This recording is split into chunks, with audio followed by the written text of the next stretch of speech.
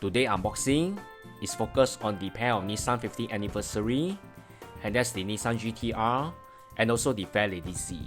This pair of Tomica first appeared at the Tokyo Motor Show last year and also available at the Nismo festival held in 2019.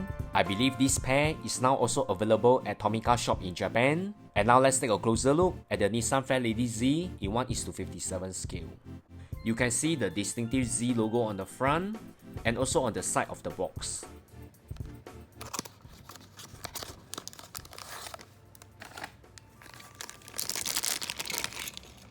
Love it or hate it, it comes in the standard Tomica button wheels with the standard factory suspension.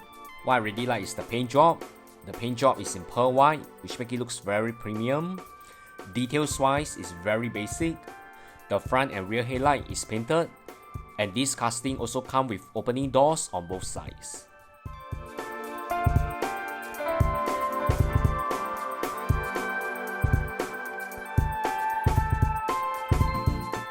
Next, the 50th anniversary Nissan GTR in 1:62 scale. Same, the iconic GTR logo on the front and also on the side of the box.